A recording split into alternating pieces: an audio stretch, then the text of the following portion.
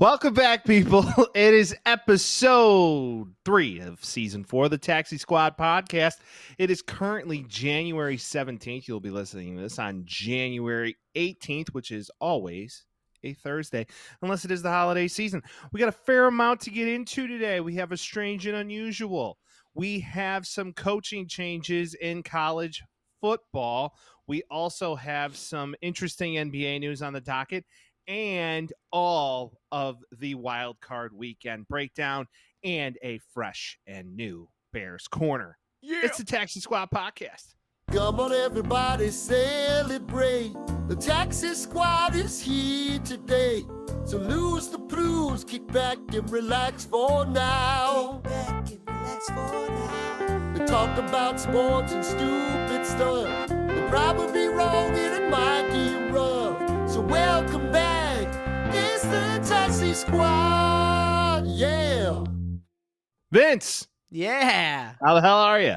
Dude, I'm doing great. I am surviving the frozen tundra that is Chicago, Illinois. I was hoping it would be a mild winter, and that hasn't happened. We got a bit of a heat wave today. 15 degrees. No way. 15 degrees. Look at us go. Wow. On the up and up. I know. I walked outside with shorts. I was butt naked, actually. Butt naked. Really? Yeah, dude. I was just hanging dong in my neighborhood. It was awesome. I mean, nobody was outside, so it's not like they saw you. Oh, people were outside. I mean, you could potentially risk, frostbite and all that, considering what? It's like negative 20 out there right now? Hey, at least somebody's biting it, you know what I'm saying? But it was it's been a good time. It's been a wild week. It's been a lot of different sporting. Today's kind of the first time where we don't have a full NCAA slate, I feel like. We do have some, but it's the first time in a long time. And we're starting to get to that point, so stick with us, people. NBA time's coming. Yeah, NBA time, and then, the tournament comes up in 60 days. But Texas, baby. Go all the orange teams. Gotta love the orange teams. Hey, I don't know what the cold's like anymore. I don't know. Yeah, you got a nice brisk 66. This is like your good season. Oh man, it's just like you wake up every day. It's like, oh, it's a little chilly out. And then everybody's just like, oh, must be nice. But then, in the middle of summer, everybody's like, I couldn't fucking handle that. Yeah, I know. So I won't give that to you. Like I said, I'll take the good with the bad. I understand that it's also the other way around. Hey, it's one of the best cities in the world in the summertime. I'll never deny that. Chicago's one of the best cities in the world during the months of June to August. After that, it's a toss-up. The fall's okay. The winter's fucked up. The winter's fucked up. We've seen snow in April. I mean, it's Chicago. We've seen snow on Halloween. We've seen snow in April. We see snow in May one time. That was wild. Yeah. No, you never know. Well, it's the dog days or becoming the dog days where it's, football's coming to an end and basketball's going to be in full swing. Mike's got to get on the ladder. And speaking of which, basketball is the topic of conversation of our strange and unusual. Oh, boy. And it is strange, and it has to do with our most coveted and lovely basketball team in Chicago, the Chicago Bulls. They're the worst, dude. I love the Chicago Bulls, but they're also the worst team to ever exist of all time. Yeah. Should I? I mean, I'm going to go on a rant. I just want to I want to tell people first. This is a trigger warning if anybody hates rants. Get it all out. The Bulls did a Ring of Honor ceremony, and they were essentially just celebrating everybody that's been good on the team, except for two glaring missing people. One of which you may have heard of him. He goes by Michael Jeffrey Jordan. He wasn't there because why would you have a Ring of Honor ceremony with the best player to ever play? And then the other one that wasn't there was Scottie Pippen. And he was pretty damn good too. I kind of wish that Larsa Pippen and Michael's son was there, and then they could have just accepted it for him. I was just about to bring that up. The fact that, Michael Jordan's son, allegedly, he doesn't approve of the relationship of his son dating Larsa Pippen. But Marcus. Yeah. And I remember they all went to big high schools in Chicago and all that good stuff. They thought second coming. It was a whole thing. Oh, and it essentially is still panning out, I guess. I don't know. But regardless, this isn't about them. So they have the ring ceremony, and they're announcing people. and they get to Jerry Krause. And Jerry Krause in the 90s, at the end of the 90s, everybody knew that he kind of imploded the team. And then when The Last Dance came out, it kind of introduced new people to the legend that was Jerry Krause, that both built the best team in the NBA and destroyed the best team in the NBA. He has since passed, which also was gone over in The Last Dance. So they announced him, and everybody starts booing, like usual. The only issue is that his widow was there, and she was accepting the award. So they start booing, and then they immediately just pan to her on the screen, and she's in tears, crying. Bad look. Fucked up. By the Bulls, fucked up. And I'm going to blame this on one man and one man only, and his name is Jerry Reinsdorf, because he's a stupid, stinky piece of poopy buttholes. And Jerry Reinsdorf knew this was going to be that's what people were going to do. People were going to do that. They see Jerry Krause's name, and they're like, okay, fuck that guy. Boom, immediately. Didn't think for once, even the graphics team or Jerry Reinsdorf or anything, maybe we should have more guys from the 90s there. Sure. Also, maybe show his widow before you show him. Maybe be, hey, she's here to accept the award, and maybe people would have booed less because there's a fucking widow there for her husband. Not showing him and then immediately putting her on the Jumbotron while everybody's like, boo, like, you suck. That is horrible timing. It's a bad time to do it. They did a Ring of Honor in 2023 where the majority of the good teams were in the 1990s. Don't know why they decided to wait this long to do it, and then to have the participation that they had was questionable. The only person there that was like good to have there was Phil Jackson, honestly. And besides that, I was kind of like, this seems weird. Jerry Reinsdorf is still living for 1998. Just like he does with the White Sox, he's just going to keep profiting off the fucking 90s Bulls and selling cool merch just like he does like the White Sox and never make a good team.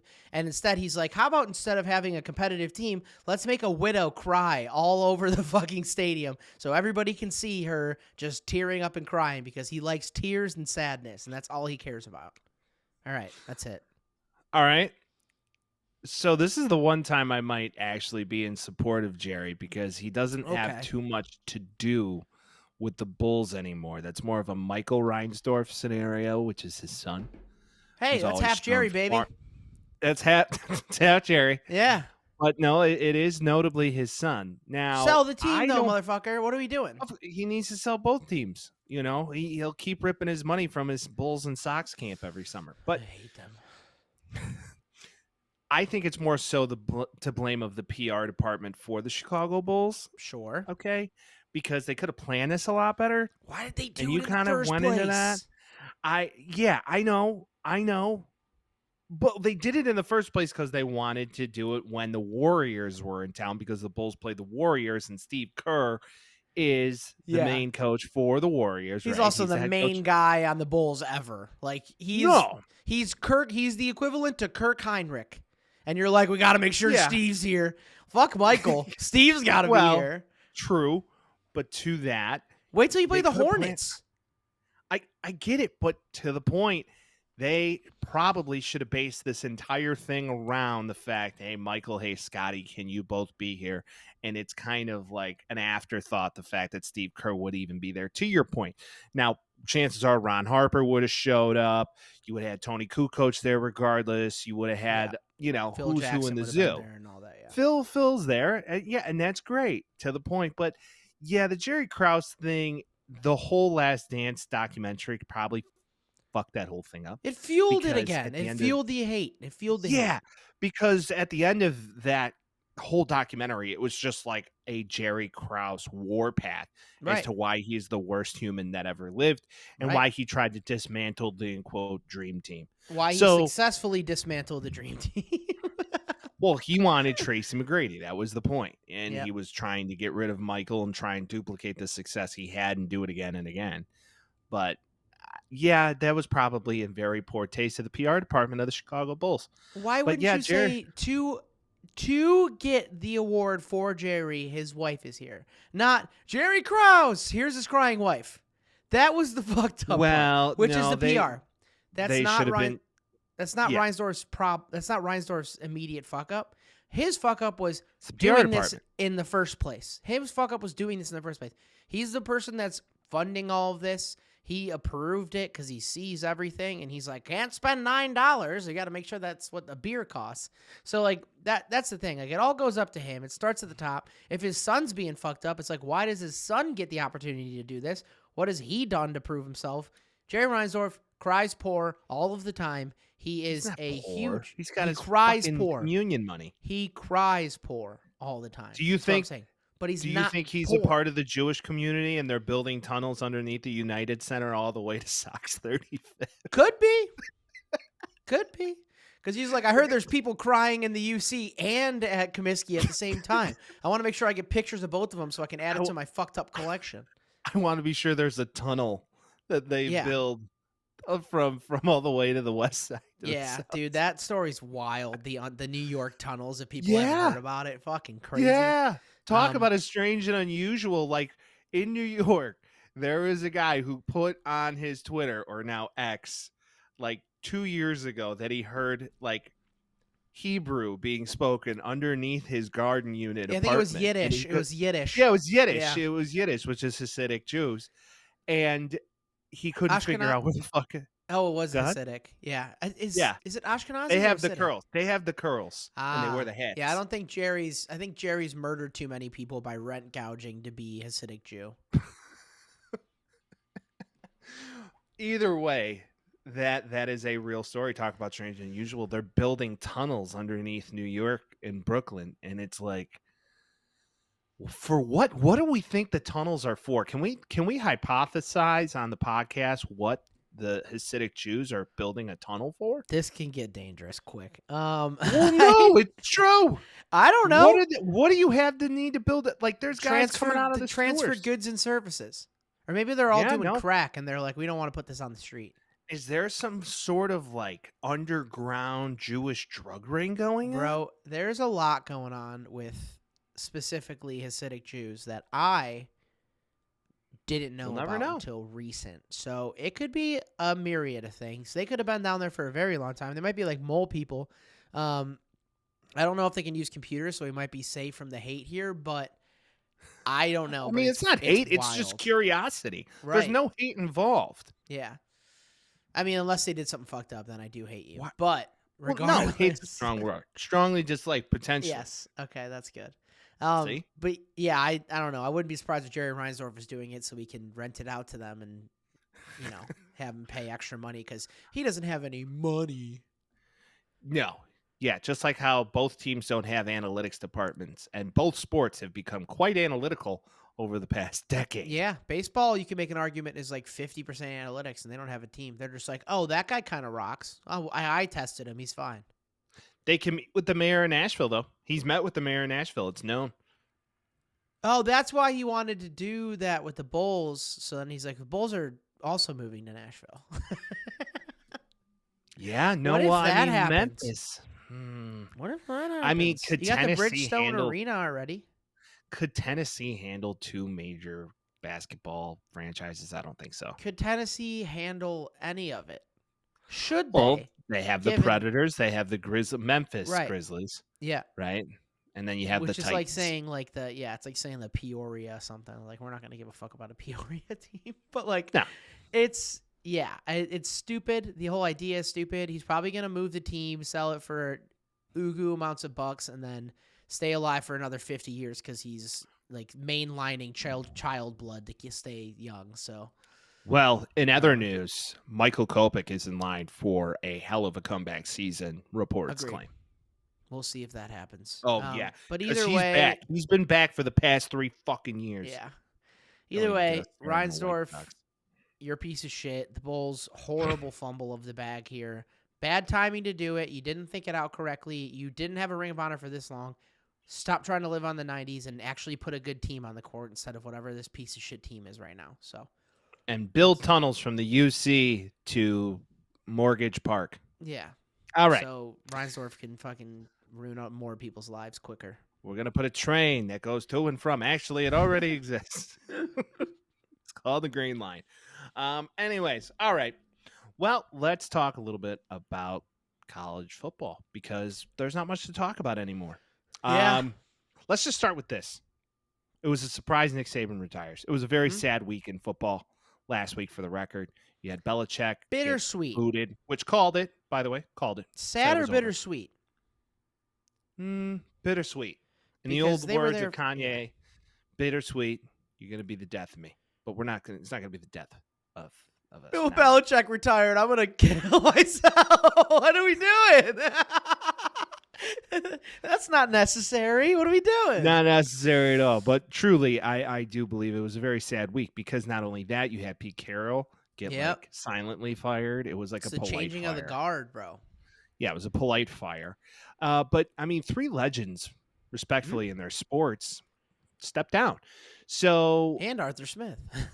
before we get into that, let's get a little hypothesize. Let's Speculatory.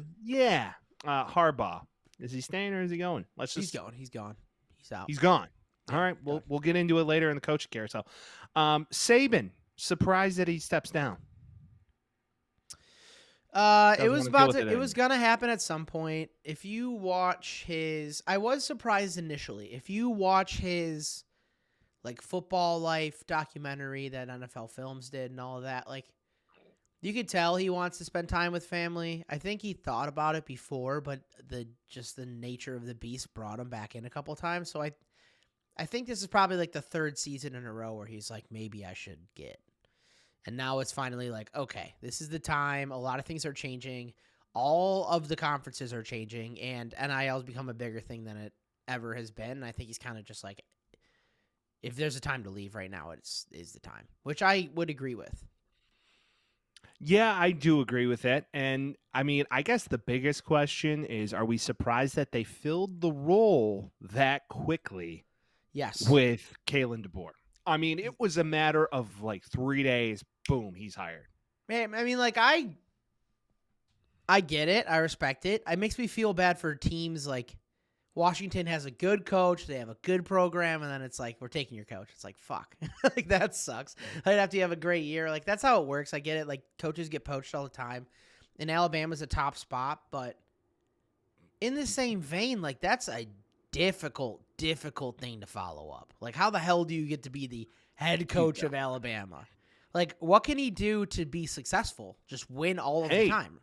Former Saluki legend, for the record, Kalen DeBoer was a wide receiver SIU? and running back. Yeah, Really? Google it. He was a wide receiver and running back coach at SIU football in Southern Illinois. The Saluki Pride, right? Saluki Guess so. Pride. So with that, yeah, it was. I mean, hey, it's a rags to riches type thing. Sure. I'm trying to, get my head around the fact is, I mean, he had to be talking to them before the national championship. He had to be talking to them at some point. Maybe not. I don't know. Maybe he man. knows It's difficult somebody, to or maybe believe that someone knows him, and it's like.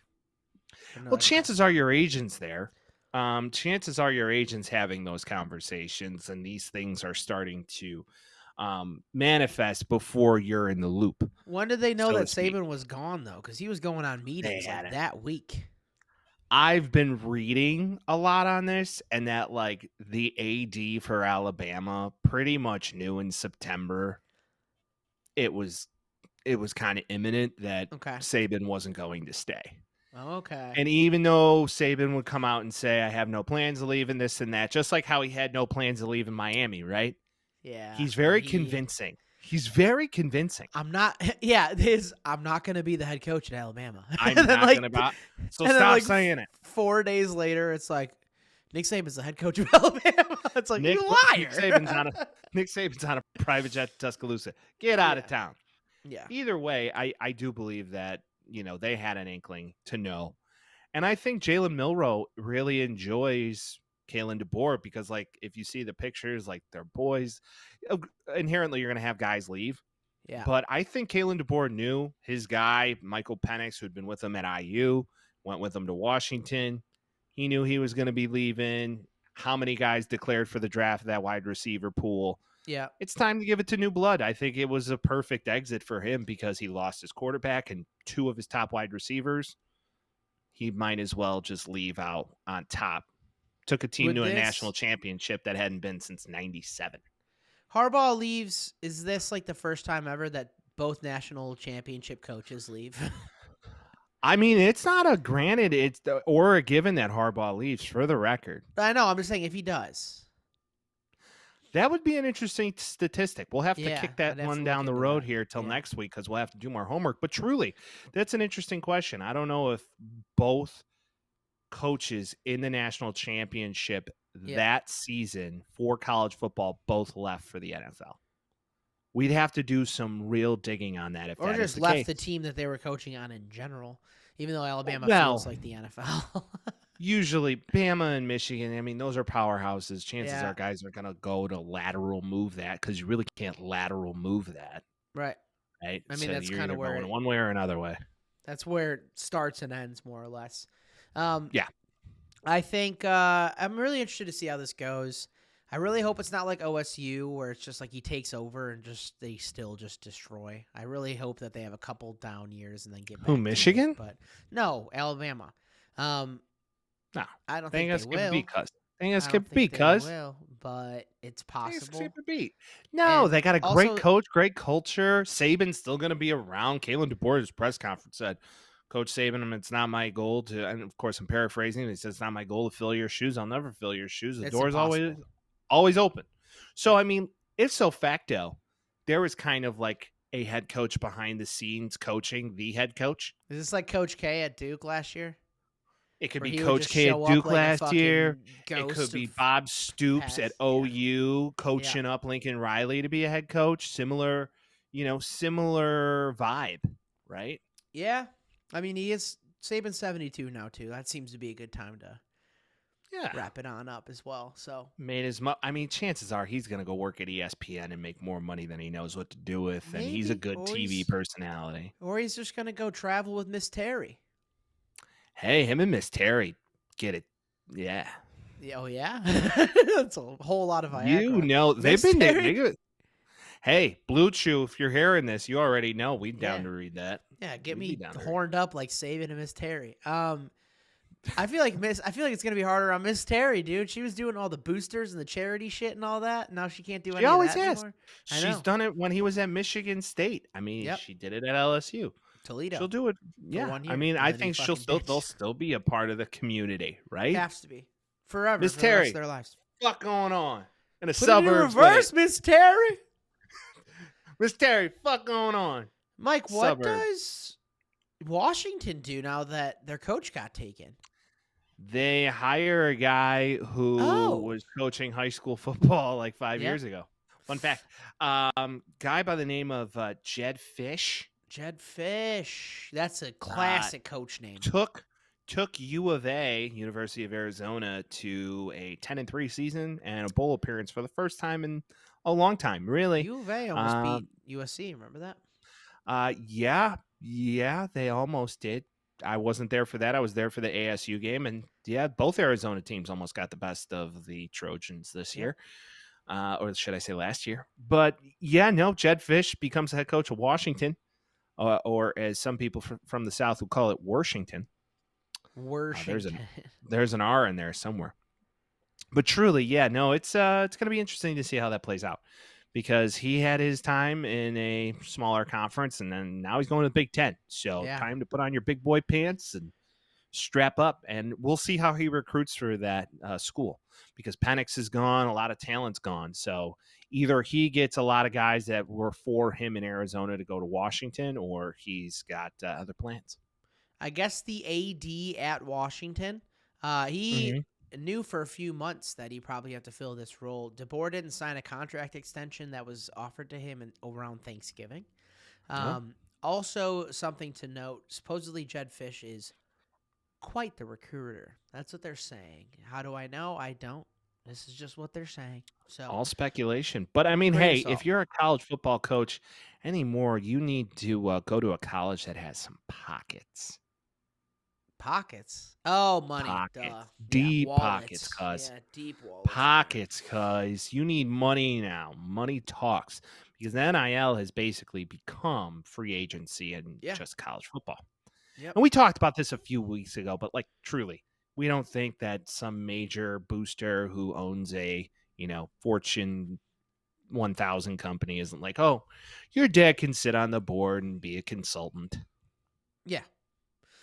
But at the end of the day, A&M does that every year, and where's that gotten them? Yeah, I mean, hey, good old Jimbo. Yeah, he's gone, so good for you guys. Besides that, NCAA is NCAA. Oh, do we want to talk about this for like 2 seconds? The NCAA college football game from EA Sports got a release date. It's never coming out. It's coming out, Vince. It's got a Next fucking year, release right? date. What are you talking about? No, this year. This year? When? Coming out this summer. Okay. I believe it when I see it. We've been doing this for fucking July 3 years. 12th. July. I go on the Reddit. Reddit July never 12th. lies. Never lies. Go on the Reddit. Okay. I'm telling you. Okay. Allegedly, it's coming out on July 12th or the 13th of this summer, and it's going to be the only reason this guy purchases a PS5 and You're play never it going to do it. for a You're year and a half. For a year and a half, I'm just gonna play it, and I'll never play it again, and then I'll just sell it. And then why wouldn't you just buy the new game every year? Because then it just becomes the same thing. Like, listen, I'm not a fan of EA Sports video games anymore. Me either. All right, Yeah, because they copy and paste every year. So if the game's gonna be that great, if it's gonna be what they used to put into it, great. But if it's not, then I don't want it. You know, if it's gonna be Madden with fucking college jerseys, I don't want it. It probably will be, bud. You think it's gonna be? Because they said no, it's not gonna be. The gameplay is gonna be the same. It's gonna be like the game modes are different, and like, look, the coloring is different. It's gonna be something stupid like that. EA Sports is the worst, especially when they have like complete outrights for the sport. Like, if no one else could do a college football game, they're gonna do the bare minimum, just like they do with the NFL. When they took it from 2K, they did the bare minimum. And Madden sucks. Those licenses used to be open to everyone. Right. I know. That's what I'm saying. So if you were any gamer, production company like 2K, EA, there's many more. Yeah. But they used to make like the NFL game days. Remember NFL game day? Oh, with Marshall Faulk on the cover. Vince has that. That's a relic. I have it in my house right now. Yeah. Relic. Not only that, but like NFL Fever on the original Xbox. Even with, like Peyton Blitz Manning on and the cover. Bigs and shit. All that was so fun. Remember the Let's Blitz game? You could put guys on steroids. Oh yeah. And there was like a whole storyline to it that like you were like a NFL player who like fucked bitches and got money and like.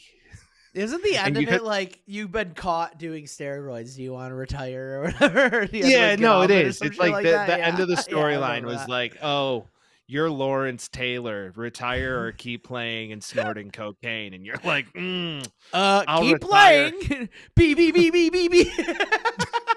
I'm in. Like press B, hammer B. Let me tackle and do lines. It's more fun. But Madden to the point used to have a storyline to it, like especially the early games. There used to be a radio show. They still do, but it's just not. No, as, the not superstar as cool. thing is so lame. I think it's when not that the game, same. I think when that NCAA game comes out, we're gonna have to get on the streams and do a little one-on-one. That will probably be the year the Taxi Squad goes full blown like Twitch. Oh yeah, I'd love that. Get our own Twitch channel. Oh yeah. Let us know. But like back to the storyline of the Madden games, why are all like the AI characters like cross-eyed? Like they'll be talking, they'll be like, "Oh yeah, kid, you're trying to go pro?"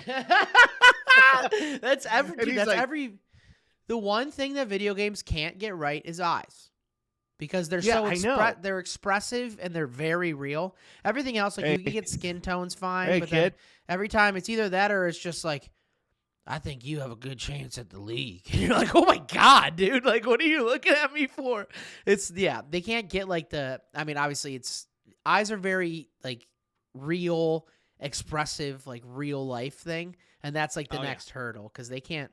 I play a lot of games, but never played a game where your eyes aren't all fucked up.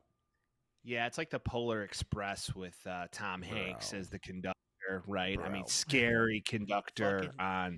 The kid was scary, dude. Little he had ass dead eyes. Yeah. So fix your eyes. But yeah, we'll probably do that on the Twitch, or we'll maybe do that on the YouTube streams or something like that. We'll figure it out. Yeah. We'll get that going. I've been reluctant to get a new gaming console. I think it might be time. I'm still playing PS3, man. Bro, I just can't get out you the old playing platforms. PS3? Dude, I play NCAA 14 religiously. You never got a on 4? PS4. I have a 4, but I don't care about it. Oh. During college football season, I am full blown in on NCAA 14, taking the yips to, the fucking natty. Let's go.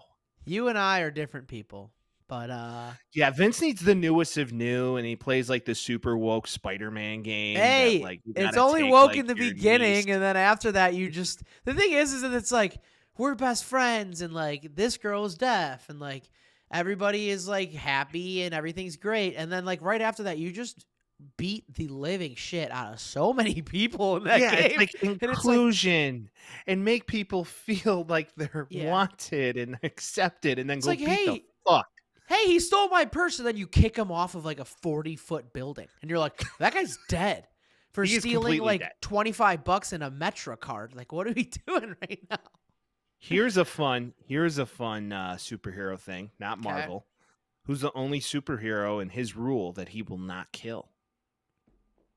Spider-Man. No. He won't kill. He just murders people in video games. What's that? No, that's wrong. Yes, that's true. His whole thing is he won't kill. Dude, there's a whole entire storyline where what's her name? I forgot her name completely, but she wants to murder the guy, and he's like, "We don't kill. Like, we don't do that." I don't know, Vince. Who Not is it the though? one. It's Batman. It's Bruce Wayne. Oh, he murders people all the time. No, he does not. Yes, he does. Literally, go watch any Batman movie. His rule is he will not. Batman is literally like, I'm going to put on a cool little suit and just beat the shit out of pedestrians. That's Yeah. what he does. That's his whole entire character. Before he does it, he goes full blown. I think you should leave. He's like, for that price, I can hit. He's a very then- rich man that made a cool Yeah. super suit, and he just terrorizes the pedestrians on the street. It's insane. That's the marvel of Batman. That's the wonderful thing of Batman. Batman is no superpower. He But didn't he's get just- bit by a spider. He's not fucking Aquaman. He's not the Green Lantern. No alien source came down and gave him his power. He is just a fucking really emo rich dude who beats the Who fuck loves out of assault. people and got trained by the League of Shadows Yeah. to go and beat criminals to a pulp and save civilization as we know it. You can make an argument that Yeah. Iron Man is essentially the same thing, too. But I'll Yeah, digress. but Iron Man's cooler, way cool. right? Iron Man's cooler because Iron Man was an alcoholic. Yeah. So He also fun fact. beats up less civilians and homeless. Like literally, Yeah. Batman would be like, "Why are you homeless?" And just poof.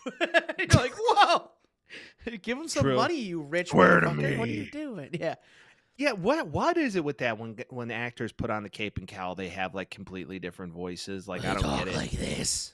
They talk like this. Yeah, Like- it's insane because they're trying to hide Never their got it. voice. It would be funny if Yeah. Batman spoke like that in the suit, where he's like, "Hey, how you doing?" And then in real life, he's like, "What's up, girl? How you doing?" Yeah, and he's like Anthony. Then he's like Carl Edwards on the Yeah. fucking Timberwolves. He's Yeah. like tonight. Or no, Carl Anthony Towns. Carl Edwards. Carl is on Anthony the Cubs. Towns. Yeah. He's like, "Hey guys, let me tell you," and then code switch immediately. He's like, "I think you will die today." He's like, "That girl, I'll tell you, girl. I beat his ass. I'll tell you." Like, what are I we whooped that doing? ass. You want to see my new cape? Speaking of the NBA, Oh, shall we? speaking of the NBA, yeah. Pascal Siakam, whatever you want to say. Pascal, I see you Siakam. come. Yeah, I see you come. Gross. He gets traded from the Toronto Raptors to the runner-up in-season tournament Indiana Pacers for Bruce Brown, Jordan Nwora, and 3 first-round picks. Now, the NBA right now is mid-season, give or take. We're talking 40 games right now, so just about mid-season, depending on the team that you support. The Pacers right now are in 6th place. The Pacers could use another All-Star. Siakam is on a contract expiring deal right now. He is set to get a qualifying extension of 2 years, $81 million. So that's a lot of money, obviously, for especially Indiana. But the Pacers are playing better than they have the last couple of years. Tyrese Halliburton back playing his ass off.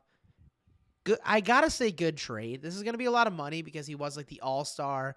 He also got like the national, or not the national championship, the Larry O'Brien NBA Finals bump when they won that one year, and he was like on fire with Kawhi. So he did get paid like that. Is he as good as he was? Maybe not, but this is a good addition to a Pacers team that needs another guy. Yeah, I mean, who's the guy everybody raves about on the Pacers? What's his Halliburton. name again? Yeah, Halliburton. So this is a nice addition for him. He gets a big. Yeah. I think that it's one of these situations that you never know until the playoffs come if it's a real trade. I personally think the Bucks take the East. There's no doubt about it. The Celtics are pretty good. I Dude, think the Bucks will... Dame is. Are you saying not... regular season or are you saying in the playoffs? I'm talking playoffs. The Okay. regular season in 'Cause, like, basketball means so very little. I know, considering but at least fucking home court teams advantage. make the playoffs in each division. At least home court advantage is the only argument. But Buddy Hield, wet from three, very wet from three, especially when he's shooting on a good night. How wet is he?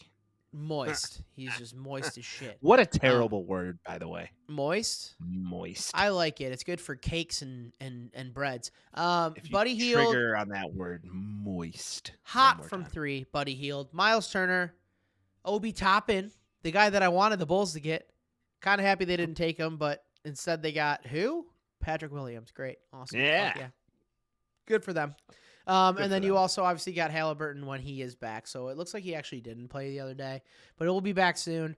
I like this pickup. I think it's probably going to end up putting them in like that 4 or 5 range, especially the Cavaliers playing better. They're probably going to run into that juggernaut at some point too. So we'll see. There's a lot of season left, but I do think it is a cool trade, and it does change and impact the East a lot this year. I believe the battle for the East is going to come down to the Celtics and the Bucks. Yeah, I it don't think will. Damian Lillard got traded to the East for nothing. Yeah. I think he knew he wanted to be paired with Giannis, and he got a shot. And I personally, this is the lack. Winning point guard is on the Boston Celtics now. He goes by the name of Drew Holiday. Yeah, okay. Drew Holiday is One a with great the Bucks. facilitator. Great facilitator. Great defender too. Damian Lillard can't play defense. That's the thing. It's like, yeah, they match up well, but I don't think it's like they can both score a lot. And I think the Celtics losing Marcus Smart is a big issue because he is the heart and soul of that team. But they have a lot of gamers. They have a lot of playmakers on both of those teams. But I don't know, man. Celtics are good, dude. Yeah, no, I mean, somehow Porzingis gets on that team and he's back to what he does. Because he's not the focal point. Yeah, he's not the focal point. He's a good contributor to that team. Yeah. Don't get me wrong. I see it. I just believe the teams anymore of like the team of destiny coming from the lowest seed and working their way up, kind of like how Toronto was when they made it. I They were think they were good, second in the East. Yeah, but they were a team that nobody was paying attention to until like later in the season. They came on hot. They got the second seed. Boom, they were in. And that team wasn't really much of anything. Yeah. But, a dog. I think you might be wrong. I think right now is the exact time where that is switching. I'm not going to lie. Because you're losing the Warriors completely. Lakers are obviously getting old. You have the top 2 teams in the West right now are Minnesota and OKC. And I know we're halfway through the season. There's a lot better mix of players in the NBA outside of the Clippers, who are also on a decent tear. They're 8-2 in the last 10. Well, they have more money on that team than I know, but we've anyone. all been saying dysfunction. They're fucked, whatever it may be. Well, I guess last season would have been cool if the Kings would have gone a little bit further. Yeah. Because that was like a team of destiny. Like, you don't see the parity like that in the NBA much anymore. Yeah. You If you told me 6 years ago that the Pelicans, the Kings, the Clippers, the Mavericks, the Nuggets, the Thunder, and the Timberwolves were the playoff teams in the West, I'd be like, what the fuck? Where are the Rockets? Where are the Lakers? Where are the Warriors? Where are the Spurs? Where are the Trailblazers? All of them are down on the bottom. It did a whole head flip on it, and you got like 4 or 5 teams that can win their first championship if they won. That's pretty fucking crazy. I don't disagree. And then there's teams like the Suns that have a bajillion old all-stars and it doesn't work.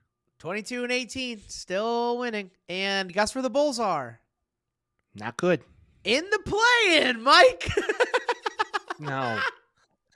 I read a report the other day that Lonzo Ball hasn't played a game He can't. in 2 years. Yeah. Off a meniscus tear.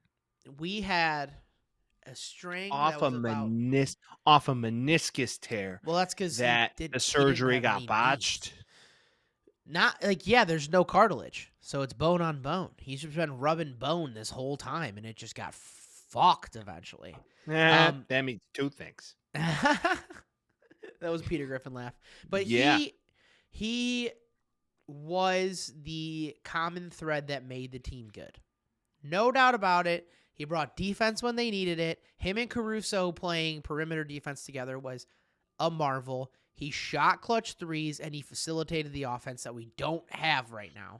And I know, like, there's talent on the team. There's guys that can score, but they're not a cohesive unit, and they're trying to get rid of Levine, and they're trying to move it around. But the minute that Lonzo went down with this long-term injury, it was over. Like, is he the best player on that team when he's playing? Probably not, but he is the most important. Yeah, he's a great facilitator on the court. He's like Rondo, He's a guy who gets people the ball. Yeah, long, great passer, great.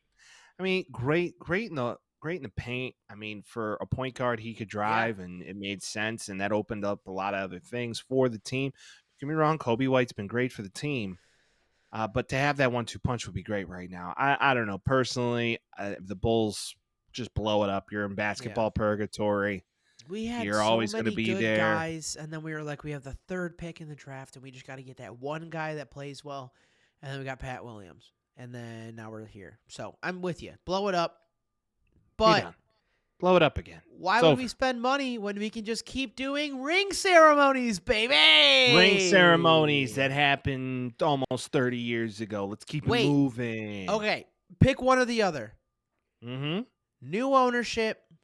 A bunch of new players, a new mentality with the team, or make a widow die over her dead husband when you boo him. Pick one. I am going to go with option A. Oh, Jerry would do B all day. Oh, yeah. He would totally do B. He's going to be like, well, she had to cry. She had I don't know why. He turns into Trump. I don't know. Well, frankly, I didn't like her back then. I don't like her now. She had to cry.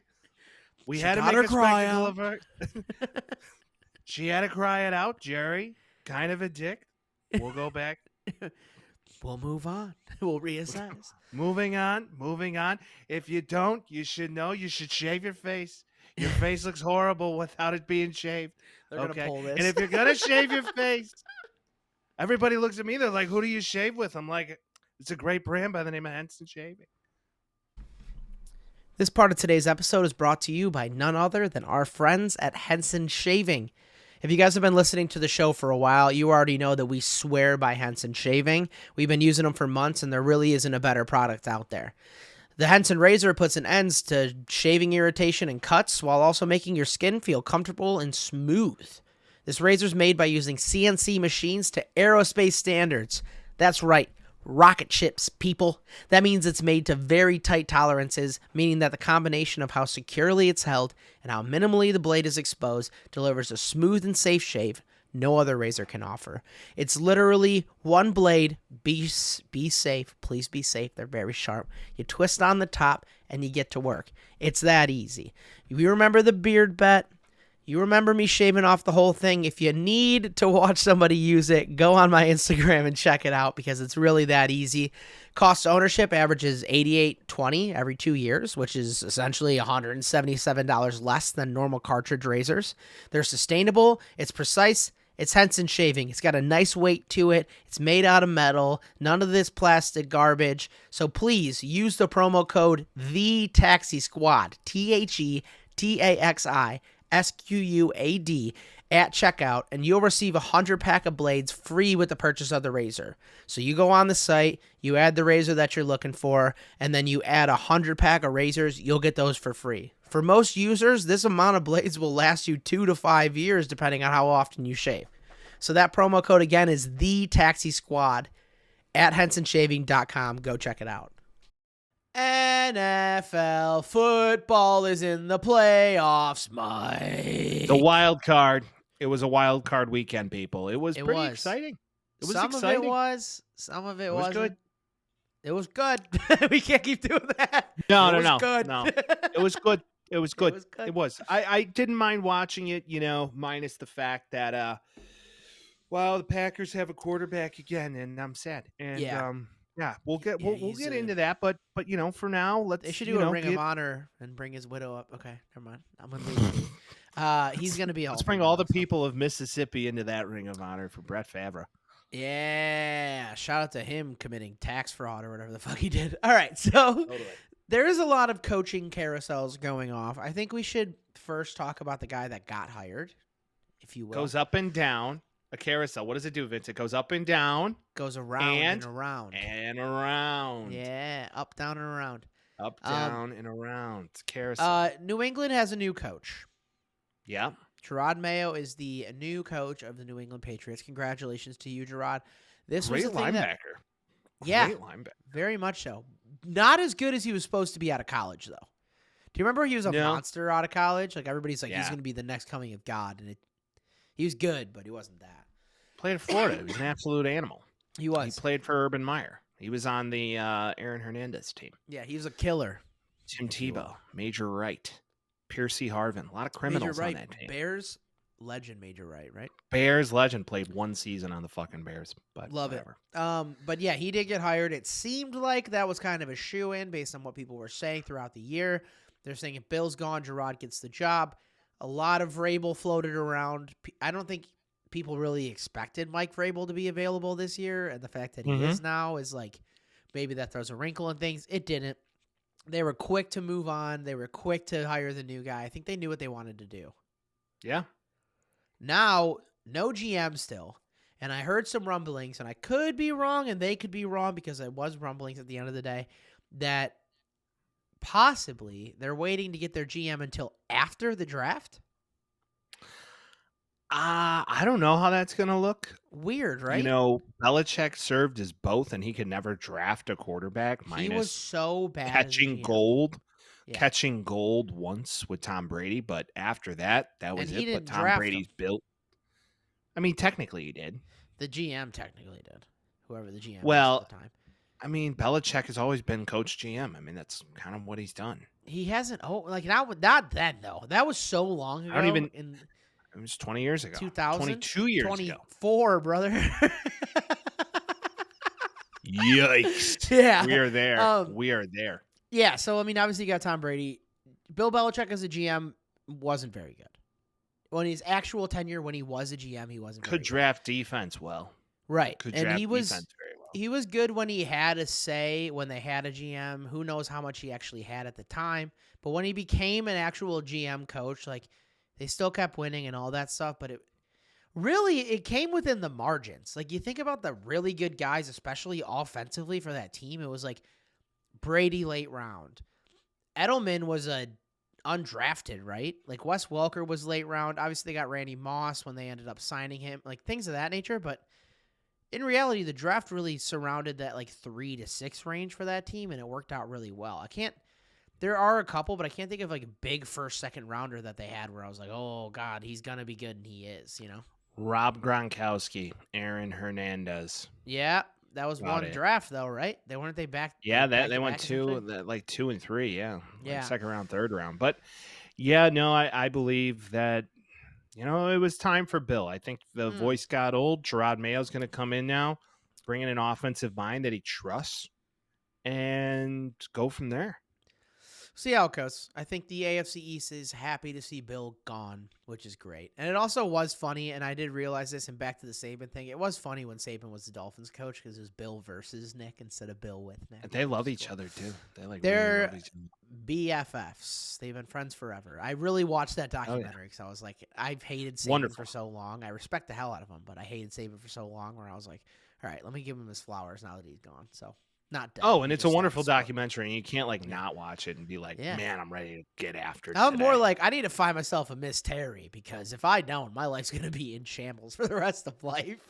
Hey, Vince, for the record, I told Vince the other day he may want to get on one of those reality dating shows like The Love Is Blind. Why do you say that? Come on. Ugly? Are you calling me ugly, bro? No, not at all. It's just I think you would be. I think people would just like your personality more than your face. That's fucked up. No, dude. Vince. That is fucked Vince. up, dude. It's not what I'm saying. That is sickening. I'm just saying you'd be perfect, and it would bring great publicity to the podcast. For the record, selfish, dude. I just want not to find selfish. I want to find real love, dude. You to be famous. I'm gonna go on Love Island. Fucking Father John Misty over here. Hey, I'd like to be. That guy rocks.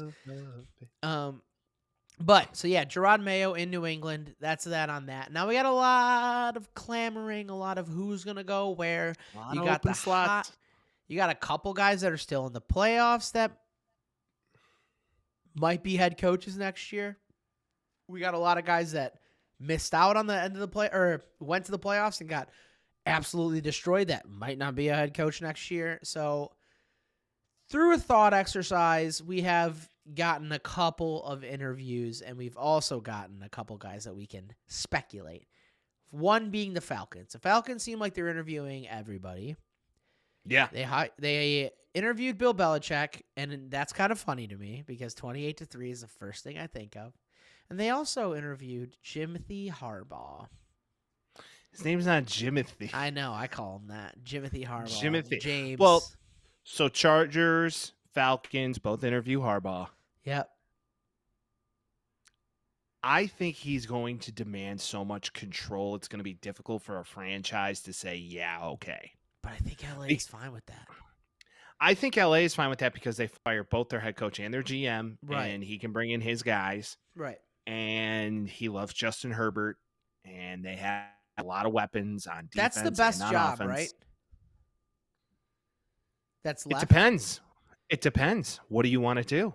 If you're a head coach, do you already want a proven quarterback that's you agree with his talent and who's already paid too, though? He's already paid too.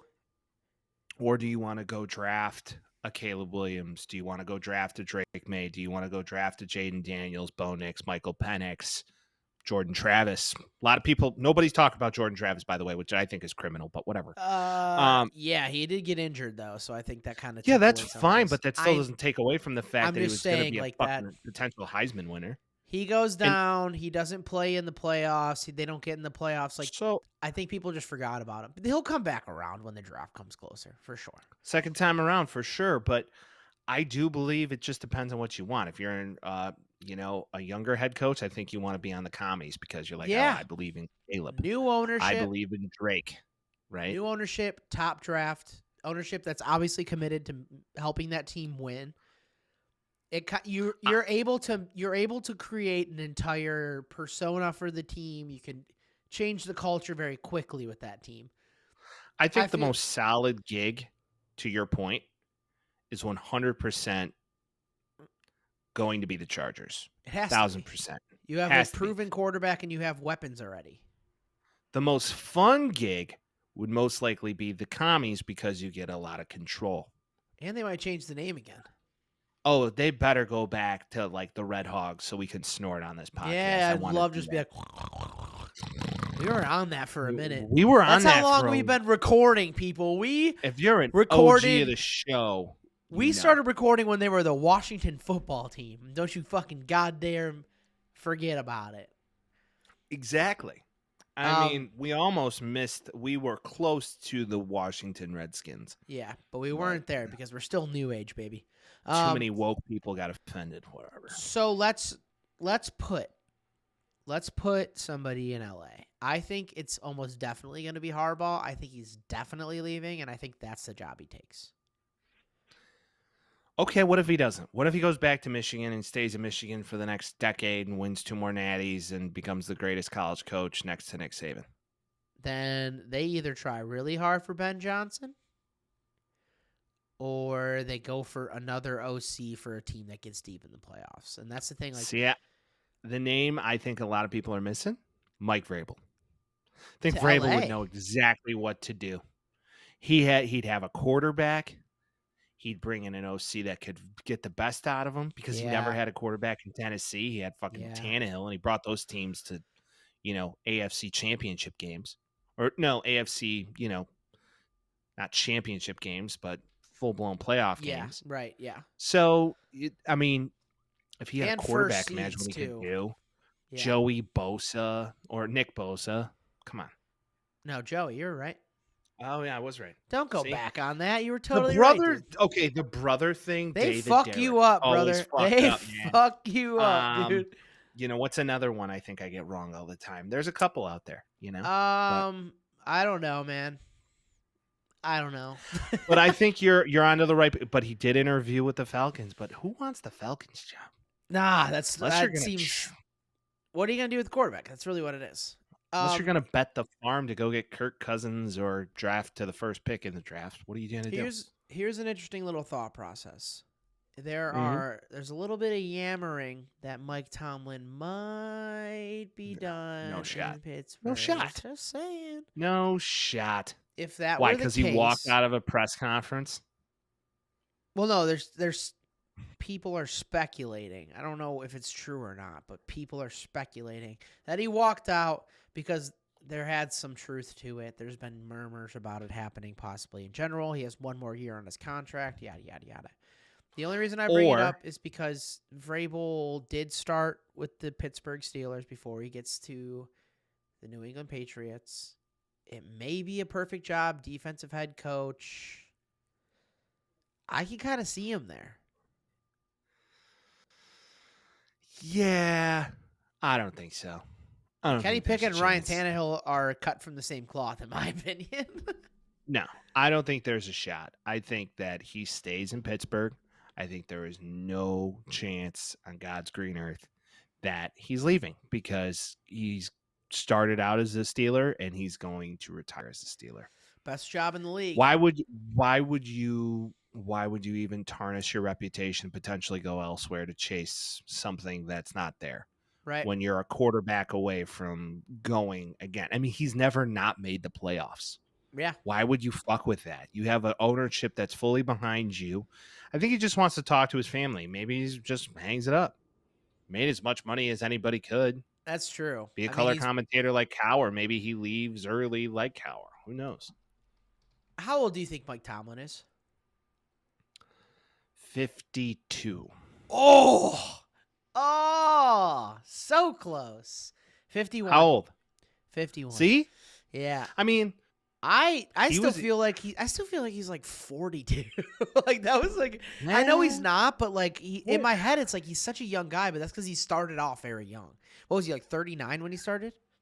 Yeah, but in the words of, some African American friends of ours, black don't crack, baby. They just look young forever. What is it with that? That's they not look even, young forever. It's not even it though. I feel like his like persona and his confidence has been the same for so long that I feel like he just hasn't aged. He's been the same guy. And it's not the case. He's 52 now. But if you coach for almost 15 years, if you're 52 and then you can retire, that's pretty sweet. But I also think he's a fucking gamer. So I don't think he wants to leave either. Because that would be I think he'll coach in Pittsburgh as long as he'd like to. Yeah. I think Pittsburgh overall has had 3 head coaches their entire history, and they will continue to follow that course. Hey, man, Cowher got tired. Yeah, and Tomlin stepped up right away. Boom. There was no question. Tomlin's been there longer than Cowher was. Yeah, exactly. So there you have it. Now, I think he wants to win one more Super Bowl. Kenny Pickett's definitely not the answer. They need to draft this a quarterback. Roster's not. Well, Najee Harris played his balls off. Defense will always shine. They just need to get a quarterback like Big Ben back in the fold. Once again, it's a new era in the NFL. And if you believe it or not, it is there. Tom's gone. Peyton's gone. Ben's gone. Bills, All of them are gone. different team. Carroll's gone. Bill, Russ Wilson sucks. Like it's the change of the guard. It's a new age. It's a new time. it's like you can actually go back to 2012 right now and you say who's the best top 5 quarterbacks in the league, and you wouldn't know one of them. Nope. It's crazy. If you like legit, if you said who are going to be the top 10 quarterbacks, 5 years ago, I mean, and Tom Brady's not in that conversation. You're like, wait, no way. Hey, but truly, I'm going to steal this from part of my take because I heard it today and I thought it was interesting. Pat Mahomes wins another Super Bowl. Is he second best of all time? He's better than Joe. Better win percentage, more playoff wins, and more Super Bowls. Just like the LeBron, Jordan, Kobe conversation. Yeah, but dominance-wise, he's also more dominant. There is no doubt about it that Patrick Mahomes is the best quarterback in the modern era of NFL football. Yeah. Tom Brady, on the other hand, transcended generations. Which is not the argument. He's second. Mahomes is second. Peyton is another one, though, who transcended generations. Not as long as Tom did. Pat Mahomes has done the same amount that Peyton Manning did as far as winning's concerned in a quarter of the time. Pat Mahomes is 28 or 29, and he's got 2 Super Bowls, and he's won the same amount of – he's won more playoff games than Peyton Manning has already. Hey, man, it's very interesting to say that. I don't think you could define that. I mean, Joe Montana is Joe Montana. I know. Steve and Young, I know it's Steve hard to Young. compare that, but dude, come on. Yeah, I get it, but nobody's going to trump Tom. We'll see. But if Pat wins 8 Super Bowls and breaks every record, you have to. I don't think the Chiefs are winning the AFC this year. I don't think it's happening. I don't. We'll get into it, but I don't think it's happening. Either. But I also didn't think that last year. Look where we were. No, I got a feeling, and we'll get into it. But back to the coaching carousel. Yep. So Vrabel, I think he's going to end up in either Atlanta, Seattle, or I think that's Dan Quinn's job. Oh, I think Dan Quinn's going back in. Because, no, it doesn't matter about last week. Bro, their defense looked horrible. Legion of Boom. No, it doesn't matter. Pete's now like a VP. He's chilling. And he Legion wants of his Boom guy, vanish in the playoffs. No. I'm telling you, Dan Quinn is going to have the first right of refusal on that job. New England, Gerard Mayo, great. Chargers, Harbaugh, great. Atlanta or the Raiders, I wouldn't be surprised if Vrabel or Belichick winds up at each. I could see. Okay. Or Antonio Pierce, they stick with him, but I could think That's Tom what's stepping in being like, hey, I want Vrabel. Yeah, but they don't have money, man. They don't need it. They kind of do. They're paying 3 coaches. Yeah. Yeah, man. What the fuck? I'm going to court, man. I'm going to court, man. They're paying 2 coaches. I would give it to Antonio Pierce. I think he's done well enough. So I saw an episode of Diners, Drive-Ins, and Dives. Yeah. with Chucky on. John Gruden was on Diners, Drive-Ins, and Dives? Yeah, it was hysterical. And it's like 2 blonde guys. You got Guy Fieri, you got John Gruden. Yeah. And it's like he was trying to describe the flavors and what they were eating, and it was fucking hysterical. I'm sure he's like, here's a guy that it was like, man, the really depth of flavors and the moistness of that, man. I tell you what, good stuff, man. Good stuff. Like, it was like he was trying to put on his culinary hat, but he couldn't. Yeah. I mean, he doesn't have that in his bag, man. That plantain right there, man, reminds me of Spider ZY Banana. I mean, like, it was the funniest fucking thing I've seen in a long time. And sorry for the squirrel moment. No, it's great. I could see that being a thing. Like, yeah. Well, I'll tell you what, he won't be doing that again. I'll tell you that for sure. Yeah, man. What do they call this stuff? Mofonga? I tell you what, man. I think what happens here on coaching is I think Bill Belichick might go to the Atlanta Falcons. I could see that. don't I really could see know that. why, but part of me feels like he's kind of like, put me on the Falcons. Let's see if we can get good again, just because it's the team that we, it's rags to riches. It's team that he beat, and then team he's able to make win again, maybe. I think Ben Johnson is a shoo-in for Washington. I think there's no doubt about it. Like, young, good offensive mind on a brand new, supposedly newfangled, like 2024 team. Like, Washington's trying to be that new kid on the block type of team, especially with ownership. Magic Johnson's in there. Obviously, the Sixers guy that I can't remember his name for the life of me. I think Ben Johnson's there. I think Harbaugh's on the Chargers. Vrabel, I still think he might go to Seattle, but I like the Dan Quinn argument. It's just Dan Quinn, that defense sucked so bad last week that I feel like no one's going to want him in the playoffs. And then outside of that, if you go Titans, bring back Vrabel because no one wants that fucking job right now. I swear to God. Who wants to? I mean, Ben Johnson might be somebody for that job. Go to the if you look at it, commies. but- What are you doing? You got more money to spend there. Like, Yeah, you what got what more is enticing about the money. Titans job? Derrick Henry's gone. You have no They're quarterback gonna have worth to of wind up. shit. They're gonna have to wind up hiring just like some random OC to come in and take over, or a college coach that they're like, "Ooh, I really like that guy." Yeah, because I know we'll get to the Bears in a moment, but they also interviewed the OC from Kentucky, right, for the OC job. I'm like, what the fuck are we doing? Oh, the bear. Oh, we're gonna go into a deep dive, but like this coaching carousel to me is very interesting, and I believe that we're gonna see either some guys that are gonna surprise us come into the mix. Yeah, Either a college coach leaves. I think a college coach comes in somewhere. I really do.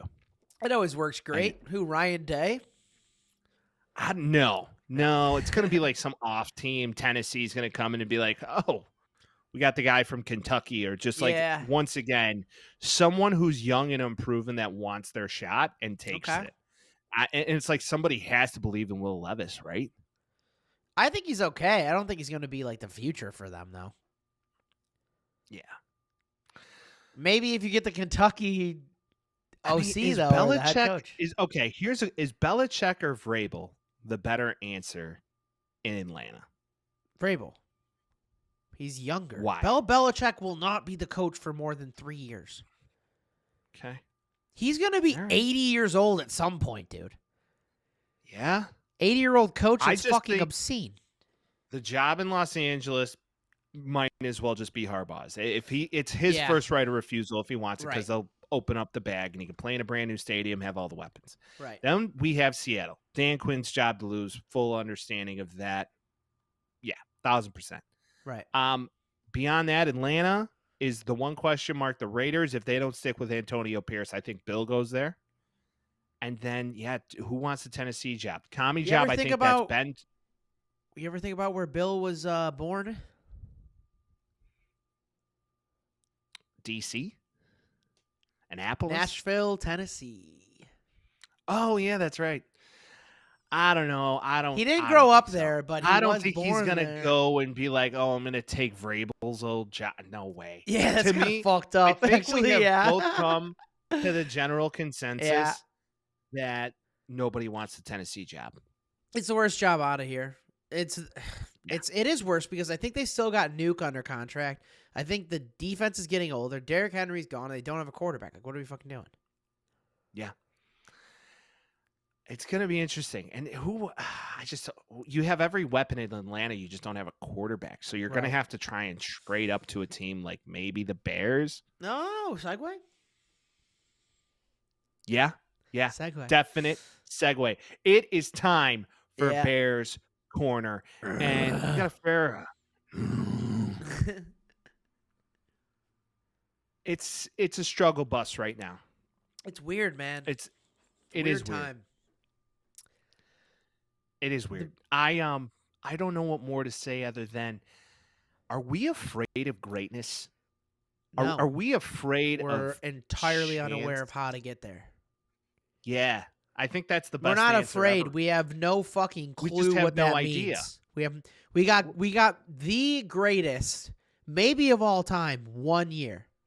And we have one of the greatest running backs for a specific amount of time. Besides that, Water. you and I have never seen greatness.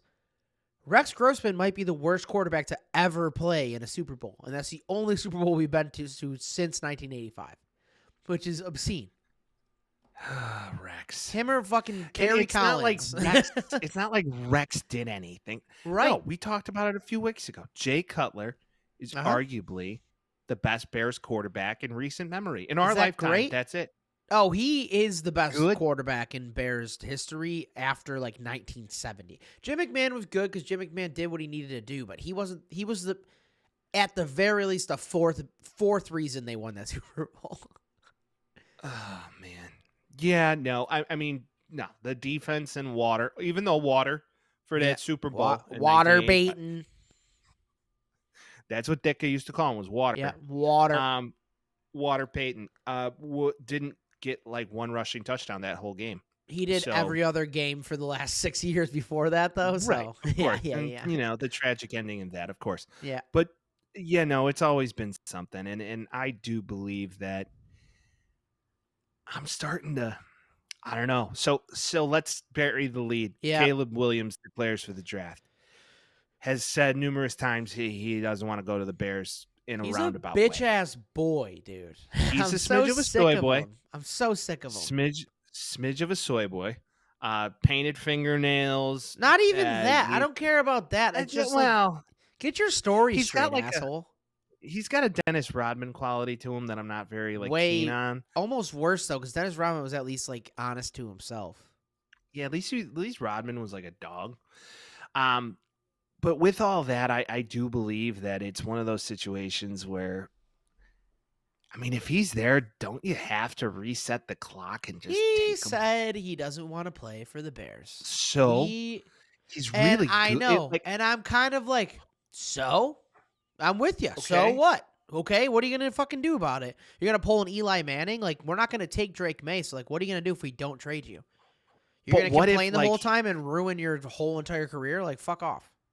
So, reports are coming out that he's training in California with people from the Shanahan tree. Okay. Like a Clint Kubiak, like a Shane Waldron. You see what I'm like? I do, but I'm just saying. But like, why do all of that for fucking him? But leading into the fact of what we're about to talk to in the Bears OC search. Yep.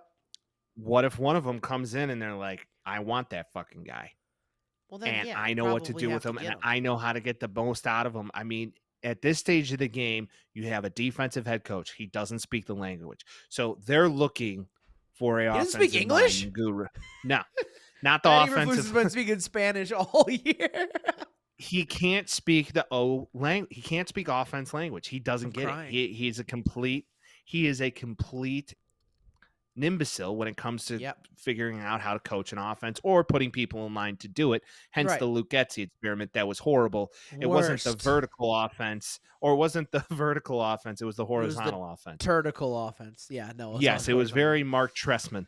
But anyways, I do believe that this is something that now you kind of got to lean on the guy coming in saying, I believe in X. Yeah. So we're going to give him X unless he says, I want Z, Z being Caleb Williams. That's to fine. That point. I just think he's a fucking loser.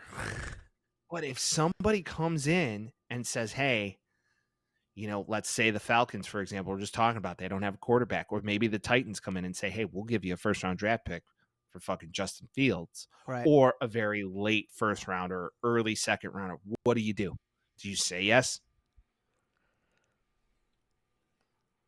Yeah, I don't think anybody's gonna give us a first rounder. I saw like the hubbub about it. Like, Mel Kiper said that. I believe Todd. Mel Kiper's so fucking dumb. Every single year, all of the time. I've never seen. That's like literally hiring a guy to shoot 3-pointers and he shoots like 1 for 10, and you're like, oh, but he's got charisma, baby. Like, it's like, what are we doing here? He's wrong all of the time. He's wrong actually more than Todd McShay was, and somehow he kept his job. I still don't get it. I think they do it for his look and his hair and all that, but I'm sick of it. Regardless, I don't think anybody's going to give up a first-round draft pick for a guy that needs to get paid next year. Well, you have 2 years of control because you can either you got the one Is more there a year and then team you got a option? franchise tag year. Yeah. Oh, right, Well, the right, Bears right, have the right, right, team right, now. right, right, Yeah. right. Okay, So you technically have 2 years of control. Now, but still, with that, new offense. okay, new offense. Now it's going to be his third offense in a matter of 3 years, Yeah. basically. Because he had Nagy, then he had the Flus, and then he's got this. Great.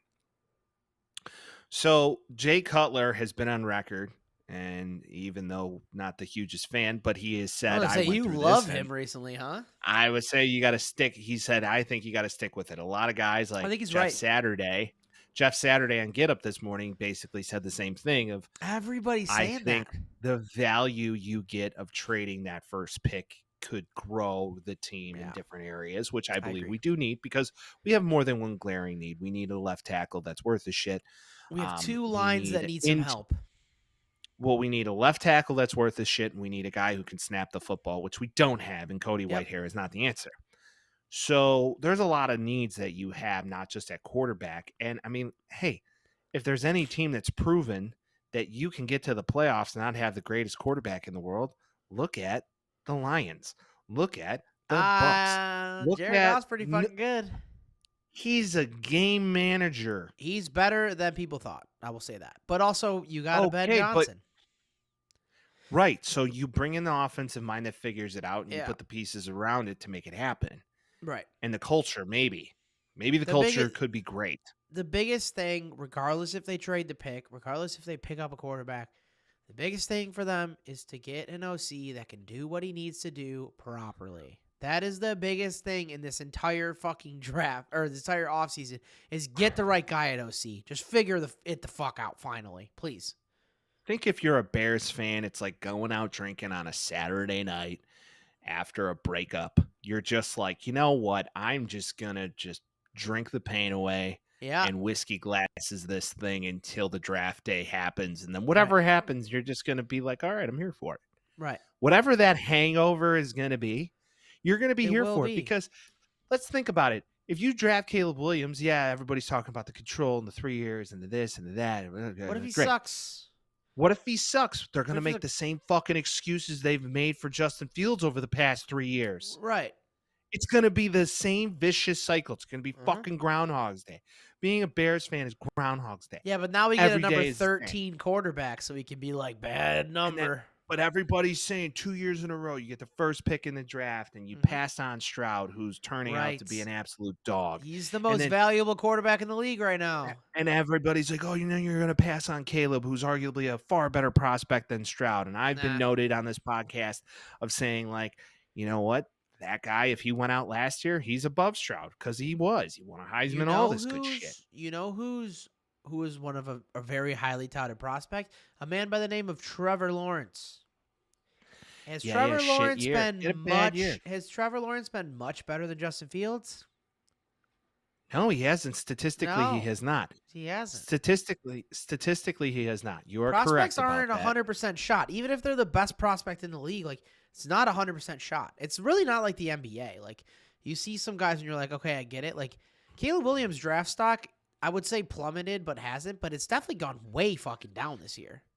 Well, you look at a team like New England, you look at a team like Washington, they will pay a ransom to move up. Right. So, well, New England would have to get Drake May though, because why? They require white quarterbacks, except for Jacoby Brissett for half a year.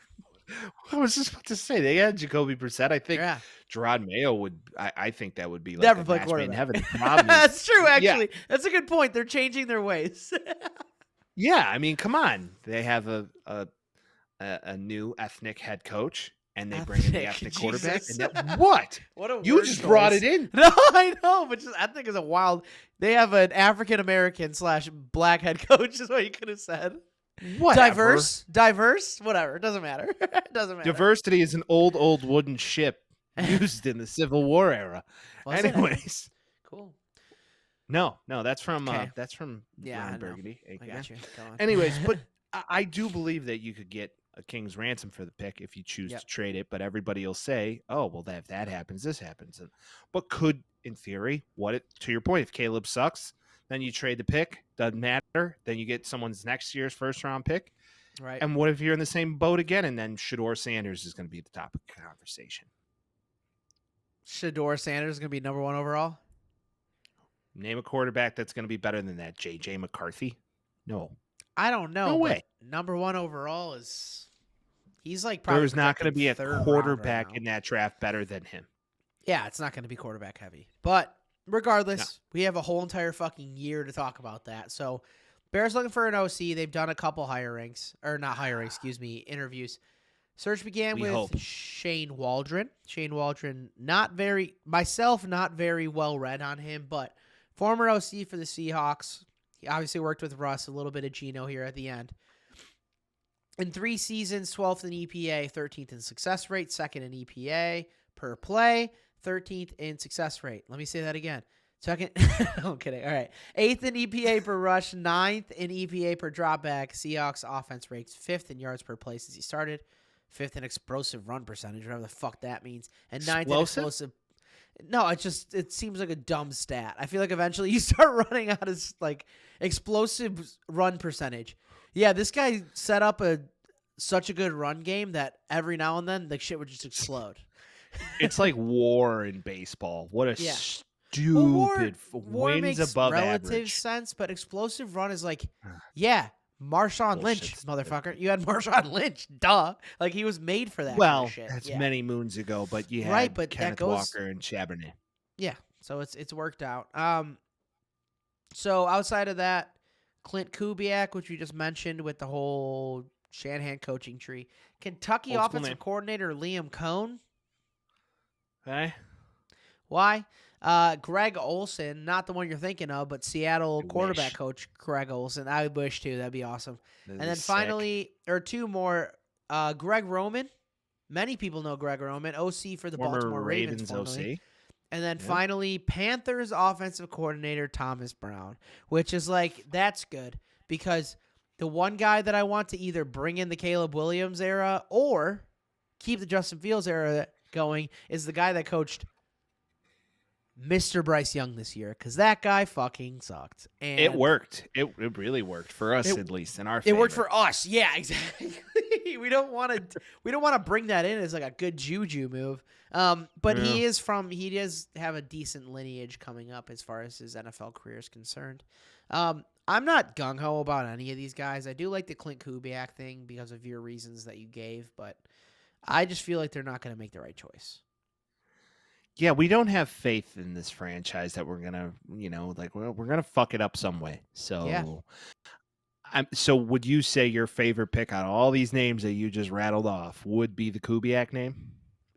Probably because he's coming from a team that I like their offense. Like, I don't care for Seattle's offense. Geno has done all right, better last year than he is this year. Kentucky? The OC from Kentucky? Like, what the fuck are we doing? Yeah, and then the quarterback's coach from Seattle because they made Geno Smith good. Like, fuck off too. Greg Roman, maybe the game passed him by, maybe not. I don't really know. I can't really make that judgment call yet, but it seems like he hasn't coached in a while. And then Thomas Brown. Well, yeah. Out of the 2 names that stick out to me, it's Shane Waldron, And Kubiak, and Roman. Truly, Yeah. I think. To me, my favorite hire would be the Kubiak thing because I'm there's with ya. lineage there Yep. and there's a lot there. Shane Waldron would probably be safe because it'd be like, okay, we're going to come in and do X, Y, and Z. Yep. And get the ball to the weapons. He had weapons in Seattle, got a pretty shitty team to the playoffs with his offensive mind. Could be something interesting. And the Cubs would definitely be off. It just depends. I think it's going to be someone who comes in and is going to be like, I really love Justin Fields, and here's why. Yeah. And I think DJ Moore, they're looking at him as like, well, you're our North Star. And I hate to say it, but they had a one-on-one meeting with DJ Moore after, and they claim they had one with every player, but like legit, Like they sat exit him down and they meetings. were like, Yeah. what do you want? Like, what do you want? Truly. And He he's been loves beaten on the Justin, man. table. Yeah. And you know what? What's interesting about the whole Fields thing, and it makes it, you're torn as a fan because either like you're in it either way. Like I said, just let's get really drunk and let's just wait until April and see what happens. Yeah. But I think truly they're going to stick with him. Trade the I do pick, too. get him a left tackle, do all this. Okay, now we have every weapon. You get Maserati Marv, you do all the sexy stuff that's going to make the offense bolstered. Yeah. And then now you're going to spin it in a way of like new offense, new us. And then, Hopefully they play like the Dolphins and we move on. Yeah, right. And then We we'll lose in have- the first round of the playoffs and just be in purgatory. What's nice is we have plenty of time to talk about that. Maybe they'll have an OC by the time that comes. We have Maybe to talk next week. about the games that are happening. But Yes. the Let's talk first about thing I real want life. to tell you is that there is a report from a verified source that White Sox in serious talks to build new stadium in South Loops, the 78. No fucking way. No, that's not true. And I can't speak of what's about to How happen. the fuck with do that. you know? Why would you know over this guy? You want to know why I know, Vince? Okay, yeah. Because I got a guy in the South Side. No. I know why, Vince, and here's why. Okay. Because I work for a specific fire alarm manufacturer. Yeah. They are leasing that stadium from something from the state of Illinois, and they have for a very, very long time. Yeah, but you know that they can break Just- leases easy. They're putting a new fire alarm system in the building, so they're reinvesting into the building. They're not And going the to White Sox are on the. Why would they spend Why would they spend $1 million on a renovation to a major electronics and life safety system to a building that they're about to get rid of? 3 years to build, dude. Who would move in there? Who's going to move into Soldier Field? None of I my don't know. business is what I'm saying. Although Kevin All right. Warren has stated time and time again, if we're on the Bears talk, that he would like to keep the team in Chicago. Okay. You heard We'll it see here. how that works. You heard it here. He said Good that luck. in his exit interview, as opposed to making excitement for the team to move to Arlington Heights and we own the land and this and that. They're like, nah. We're gonna stay here, stay with Lightfoot. Either She's way, been gone for so don't believe long, it. bro. She's been gone I for don't so believe it. long. I don't. All right. Well, yeah. Now we got this idiot who went to ECC. Makes sense. Yep. Let's get this show on the road. We had a lot of AFC and NFC wildcard games in the books this weekend. You go 4-2, I go 3-3. Sounds about right. Like granted the whole year. Yep. Let's start from the top here. Browns Texans. Ha. Flacco season over. You What called made the you Texans. believe in Good call. that? I love Joe Flacco because Joe Flacco's fun as shit, man. Pumped him. They pumped and him, then- Vince. It and wasn't that even defense- a game. My thought was Fuck your thoughts. really good defense. Really good defense. Flacco's playing pretty well. He is susceptible to a lot of interceptions, which seemed to be the biggest takeaway there, pun intended. But Yeah. I thought maybe the rookie quarterback versus a good defense thing might be an issue. Not the case. 45-14 beatdown in Houston. And Deshaun's probably back next year. Flacco's probably gone. And the Browns are out. And they are back with Massage Watson at the helm. Yeah, no, I knew CJ is a dog. And, yeah, D'Amico Ryan's first-year head coach. If we could catch lightning in a bottle like that next year, down. Oh, I like your Hey, we called it on this. You heard it here first. He was a far better prospect than little Bryce. True. Yep. Nico, the thing about him is he's like making Nico Collins very good. He's making Tank Dell Nico very good. Collins is very good. He just He's- never had a well, quarterback. right. But like specific, it's the combination of the two is bigger than the sum in itself, whatever the terminology is. Imagine if they had Tank Dell is the only thing I'll say. Imagine and if if they they had- draft a running back this year. Imagine if they had DeAndre Hopkins still. Yeah, That would have truly. fucking rocked too. But regardless, yeah. they're playing their asses off. Granted, they play the fucking Ravens next week, so we'll see how that ends up going. But against a team that doesn't have an elite MVP caliber quarterback, they took care of business. Defense played really well. I think the way that they reconstructed this team and also the way the play calling is working, it seems like everything's firing at the right angle. And honestly, if you're a Texans fan, you cannot be more elated than this right now. To get rid of a guy that you considered your franchise quarterback and come back around, get the second pick overall, don't get the first guy and just get the guy that's way better at number 2. Like, you have to feel charmed. I'm happy for them, but I'm also sad because we had the opportunity to take him and we didn't. So here we are. Must be nice. Continue. Must be nice. It must be nice. Thank you. That's a Hamilton reference. But that's Cleveland and Houston in a nutshell. Now moving on. It was cold in Kansas City, Mike. It was cold in Kansas City. Negative like 20 with the wind chill, cuz. And that little baby ass warm weather Miami Dolphins team loses again. And my question, and I put this on our TikTok, can they get, like, I know it's expensive, but can they get their practice facility down to like 20 degrees and just simulate it? If they were smart, what they would have done is say, hey, we're going to rent a high school football field and practice there for a week. But they stayed in Miami, and it showed because they scored one touchdown. Sucked, man. It's like they the Dallas Cowboys of the AFC? Kinda. Feels but they like haven't it, been right? that good for that long. You know, the Cowboys have lost almost 7 straight years of playoff appearances. Yeah, that's so funny. But yeah, I feel like the Dolphins are kind of getting to that point. I think Tua is very akin to Dak Prescott in a lot of ways, like big on the stats, really good receivers, decent running backs in the backfield, and when it counts, it just doesn't mean anything. On the other end, the Chiefs didn't have the best game in the world. Again, it was fucking, -2 degrees. It was insane. Rashee Rice, though, is that guy for him. He's the guy for him. Well, listen, when you pay your quarterback it's not that me, much Cole. money... It's not me, Cole, brother. It's not him. Well, when you pay your quarterback that much money, some things fall by the wayside, and you got him, and you got Travis, and you got all those guys, and I think what the real story of this game is, beers are freezing, these guys are, helmets are cracking. It's cool. It's what football's all about. I'm used to the baseball beer when it's, after you let it sit for more than 5 seconds, it's hotter than a fucking Hades. It's probably, like, I know the cold sucks, but at least keeps your beer cold. It freezes it, actually, Vince, so.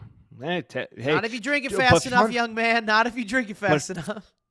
Fun fact about this game, almost 15 people were hospitalized after the game for bits of hypothermia and all over frostbite. Their nipples and shit from taking their shirts off and shit. I mean, hey, if you're taking your shirt off and throwing it around like a helicopter, R.I.P. to Pity Pablo. Yeah.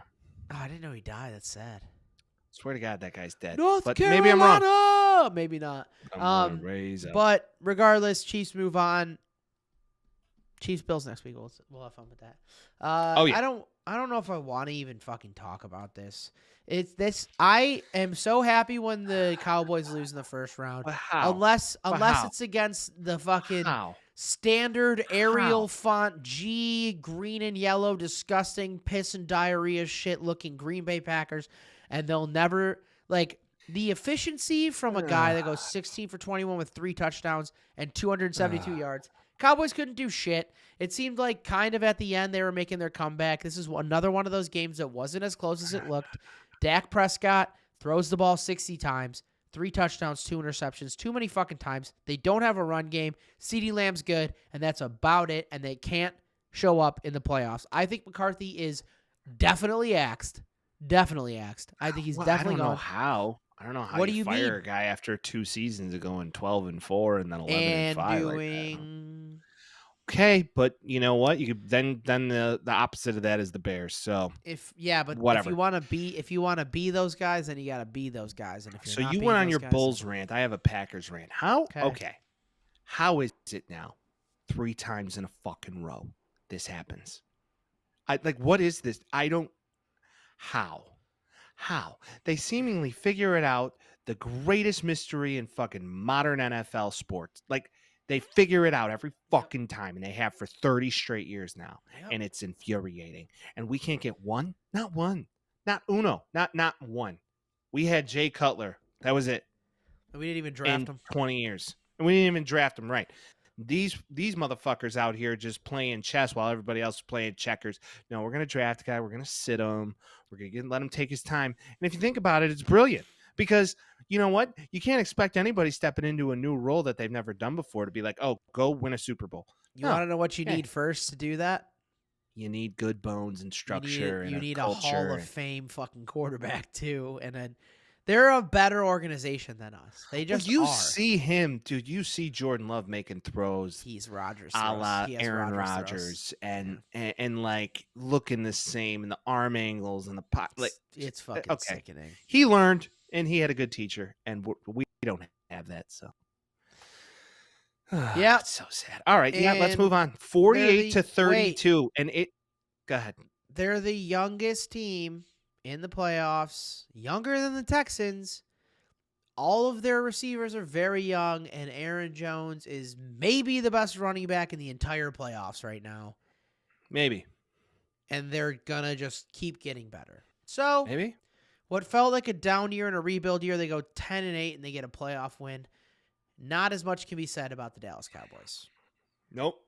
McCarthy's gone. Dak might be gone too. Dak said, we got to keep McCarthy. It's like, hey, motherfucker, look in the mirror. If Jerry Jones would stop being the GM of that team, I think they would be far better. Yeah. Well, he's bringing the youth in. He's like a youthful character for them.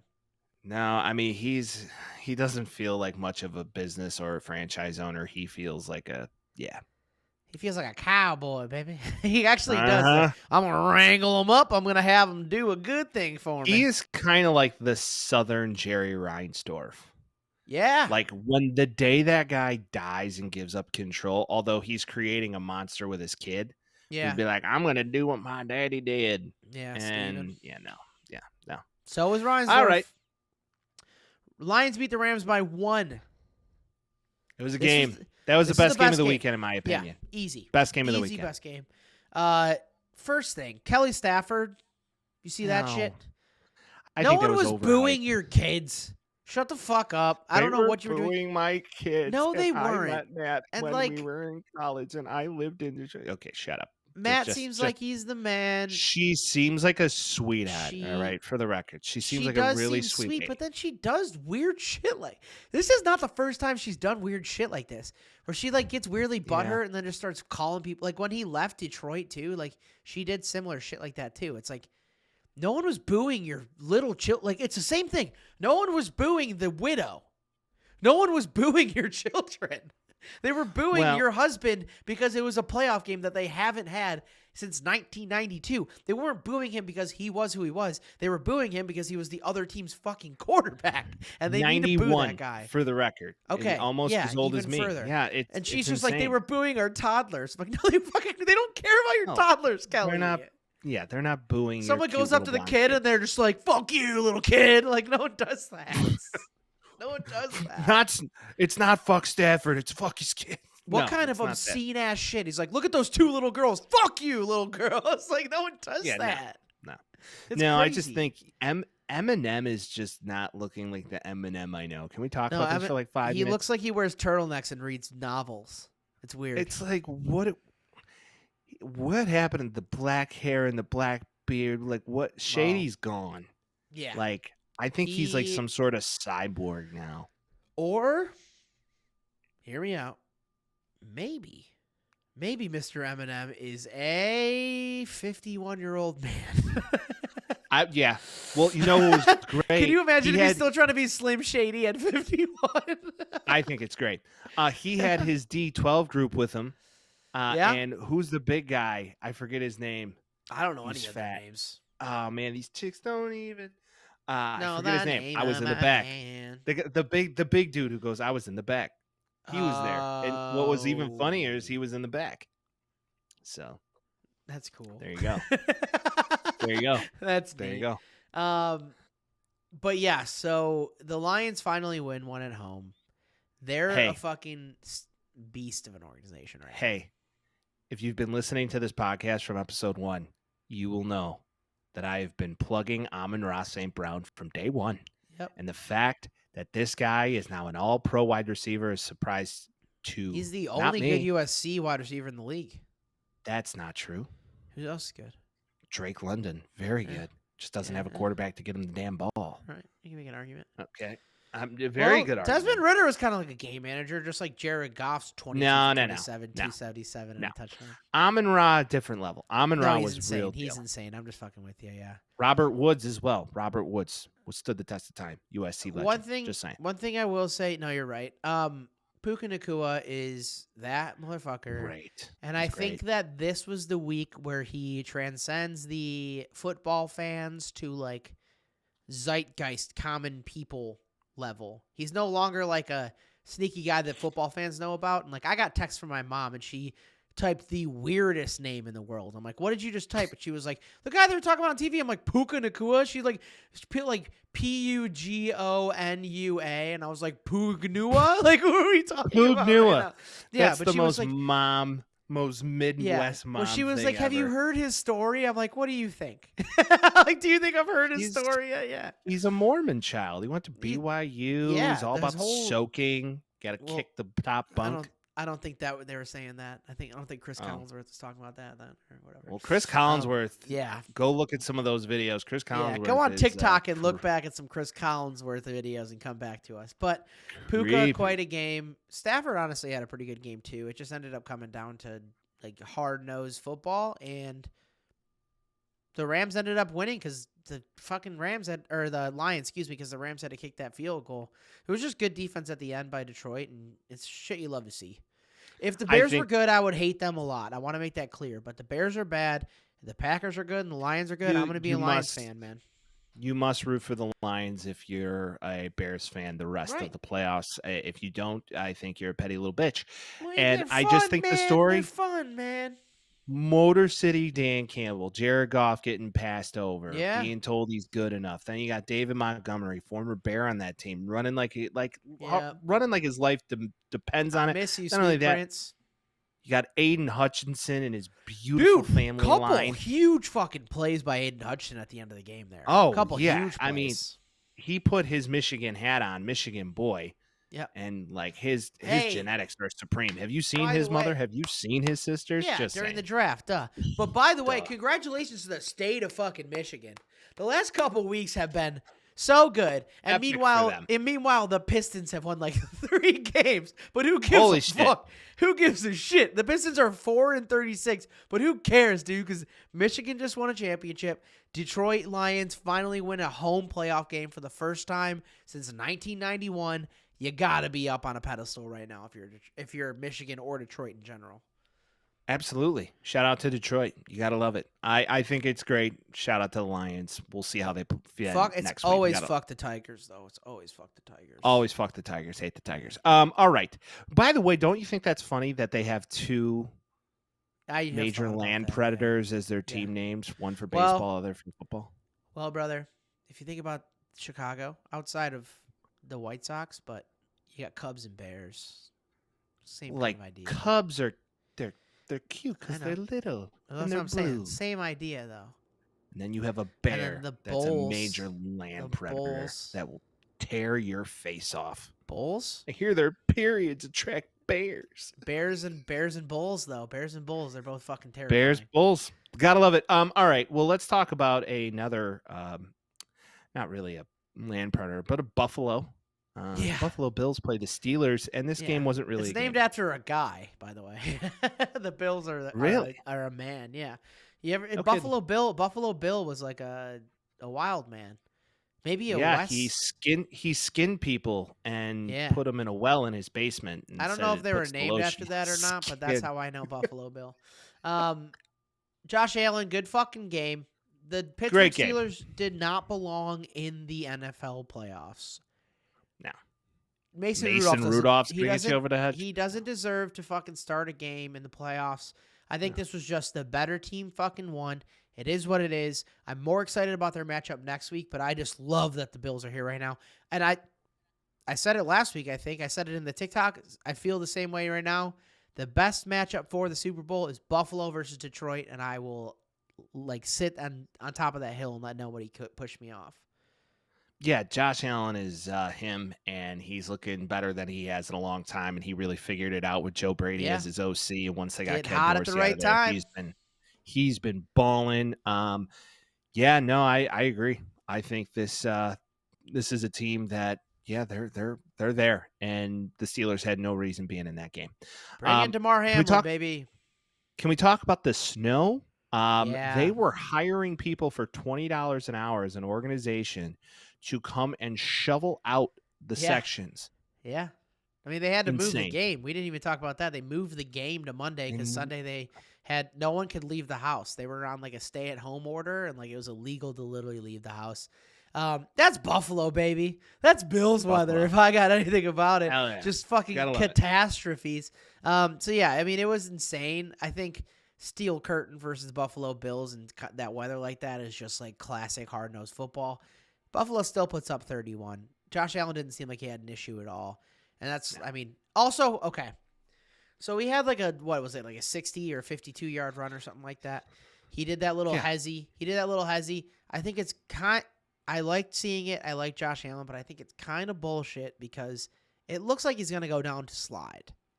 And then he doesn't go down to slide. It didn't really look. He's so big. It doesn't look like that. He just gave like a little hez move like, and was gone. You think like, I know, but you think like guys are like, all right, because they have to be sheepish now hitting a quarterback. So they probably were just like, oh shit. And then they were already done with He's a runner. He's a runner. I've seen Justin Fields get popped too many times to know. Yeah, but he's now you're a runner. But once you're like a top quarterback in the league, I feel like you get different rules. Like Mahomes, Mahomes gets shattered in the helmet. Oh. By the way, the memes are fucking wild with the Mahomes helmet. He is such a soy boy. Like who, Patrick Mahomes? Yeah, we'll get Why do you hate him but you love Brady? They're the same guy.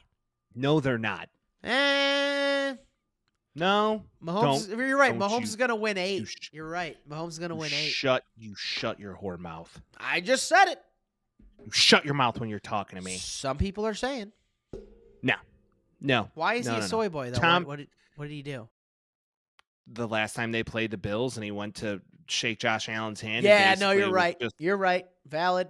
Bitch move of the century. Anyways, yeah, no, great game. Let's talk about a game that I predicted. Hardly know her. That I predicted. Yeah. Accurately. And Vince went on this tirade saying the Eagles are great.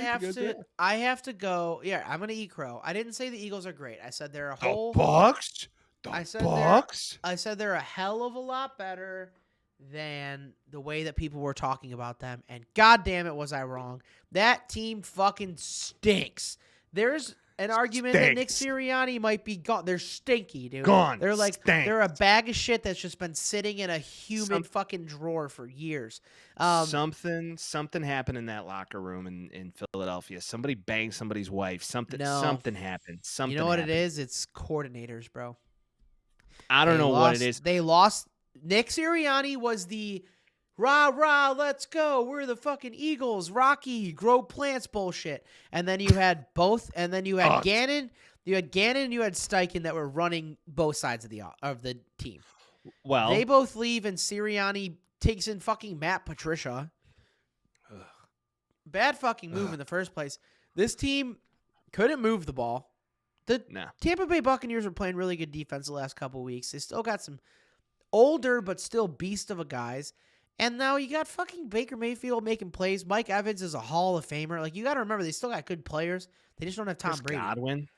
Yeah, Baker bet on himself this season, and he came in and got this team to a wild card game and played his ass off.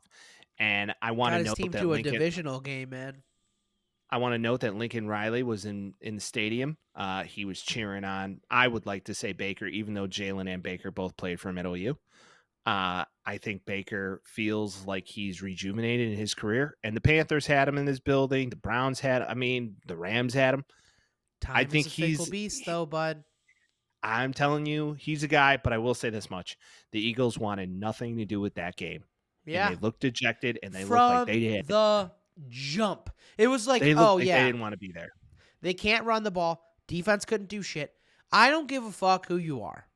The Tampa Bay Buccaneers are not 32 points, let alone covering a fucking 20-point spread. Is obscene. The fact that they could even do that. I don't even know what it was at. I'm sure they were underdogs, but I'm sure the point spread was something like very simple. Baker's numbers, 22 of 36, 337 yards, 3 touchdowns, no interceptions. He will not be doing that next week. I will say that, or this week. But all right. Let's get to it then. You think Detroit's shall going we? to let them? Do you think Detroit's going to let them throw 3 touchdowns? Fuck off. Let's talk all right. about it, Vince. While we're on the pod, let's go. So we can make picks. We can be a little bit slower with this, which is nice. But we have 4 games this week. We have 2 on Saturday, 2 on Sunday, as long as nothing gets weather delayed again. A couple things to note before we do this. First off, the Chiefs are going to Buffalo for the first time in the playoffs since these 2 quarterback monsters came into be. The Chiefs are used to be in the number 1 seed, used to playing in Arrowhead. Not this time, motherfucker.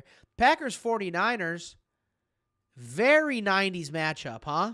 Super 90s matchup. Feels like Brett Favre, Steve Young all over again.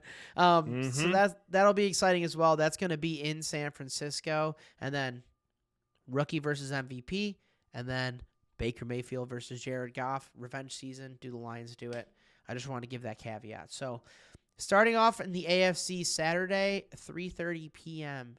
in Baltimore. Texans and Ravens. What are your thoughts? So Baltimore is a very hard place to win. Yep. And it's a young team. I don't think they have the horses to compete against a John Harbaugh, who is a great chess player. Well-rested John Harbaugh. Yeah, well-rested John Harbaugh. Had a couple weeks of film. Watched that game, I'm sure, thoroughly. Saw all their points. And Lamar is playing his balls off. And you got Odell talking humbly on podcast. Think he's going to pop off.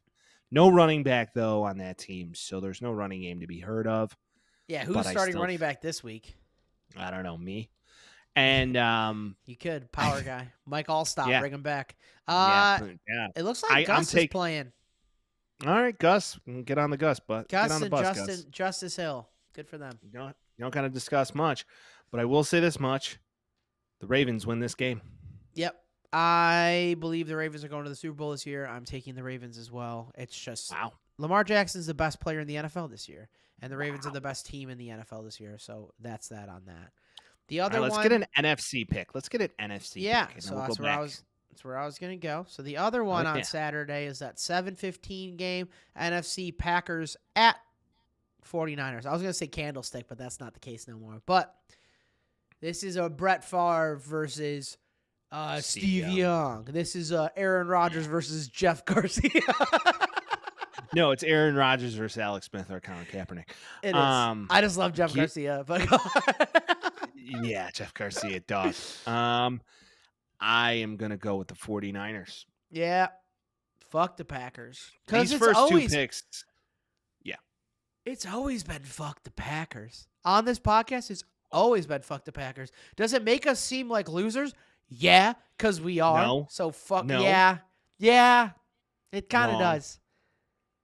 I mean, we are losers. What about us in football are not losers? Yeah, you got a point. Yeah, it sucks. I know. It's a pill. It's horrible. It's horrible. We're football losers. I'm sorry. It kind of stinks. But go 49ers. I've always been a big Gold Rush guy. I've always been a big West Coast guy. I've been there so much, so I'm a huge 49ers fan this week. Love it. I've never been to California. All right.